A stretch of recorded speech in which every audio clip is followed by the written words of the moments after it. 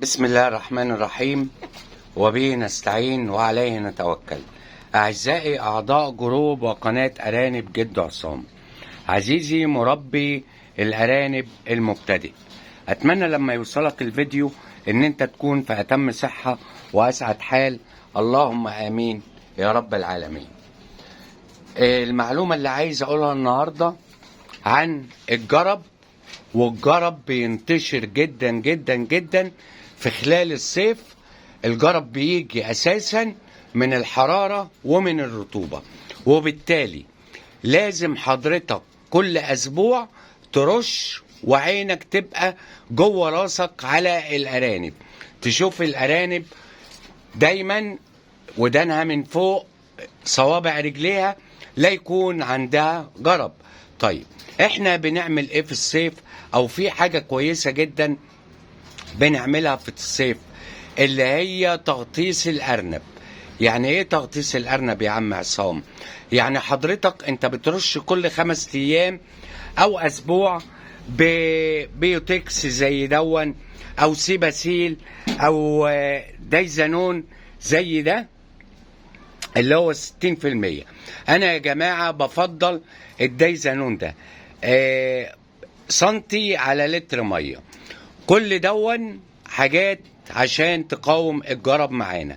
طيب هوريك عملي ازاي بنغطس الارانب، وهنعمل ايه مبدئيا عشان نمنع الجرب او نقاوم الجرب. حتى لو الارانب عندها جرب ان شاء الله بالديزانون والحاجات دي الجرب هيروح وهيخف.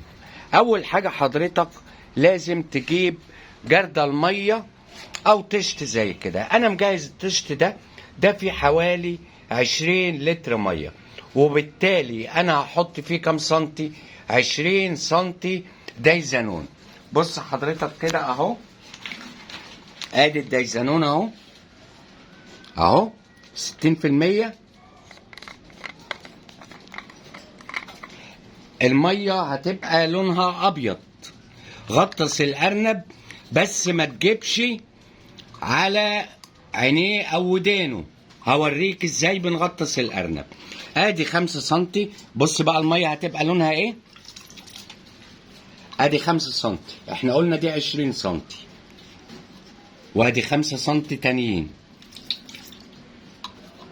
يبقى كده 10، كده 15 سنتي، كده 20 سنتي بتوعنا من الدايزانون. طيب ازاي هنغطس الارنب؟ هوريك دلوقتي هنغطس الارنب ازاي. وخلينا نبدأ برضو عشان حاجة هقولك عليها بكيتي وعيالها واحفادها. هو انت لسه كيتي عايشة عندك يا عم عصام؟ اه والله لسه عايشة، وان شاء الله اعمل لها عملية قريب. نبدأ بالارنبة كيتي، نشوف هنغطس الارانب ازاي.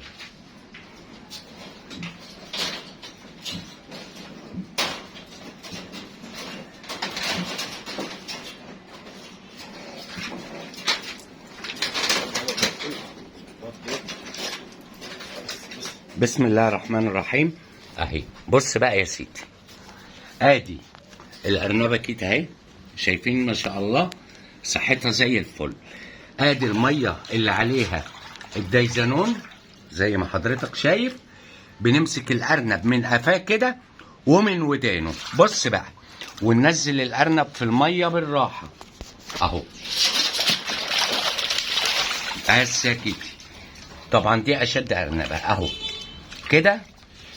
ونحط على الودان، اهم حاجه اغسل لي ودان الارنب كويس ورجلين الارنب كويس في التغطيس اهو.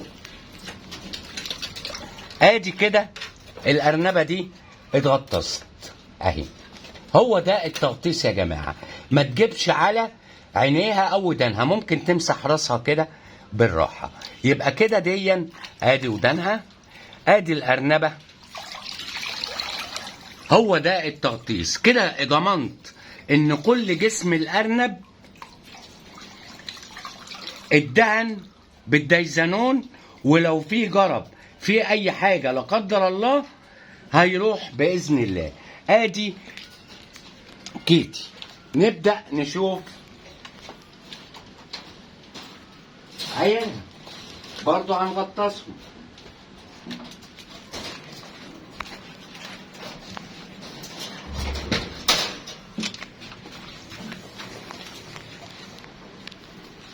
ادي ابن كيتي تاني اهو،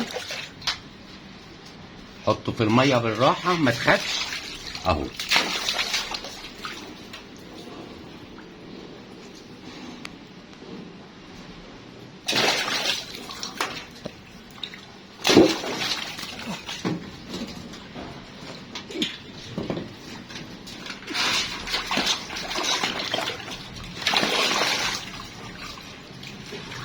ادي جسمه وودانه ومناخيره زي ما انت شايف كده اهو.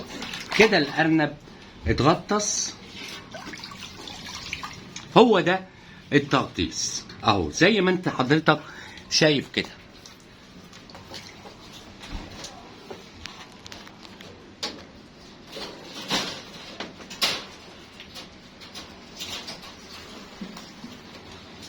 هنجيب احفاد ليك.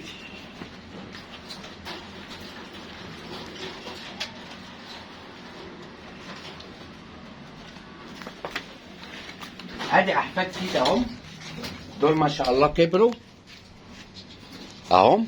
نبدا نغطسهم واحد واحد اهو. بص حضرتك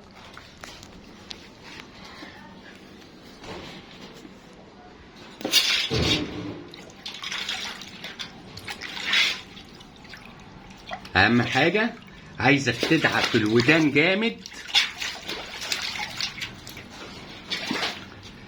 طبعا انت ممكن تجيب جردل او حاجه وتغطس فيها الارانب عادي، اي حاجه. المهم ان انت عايزك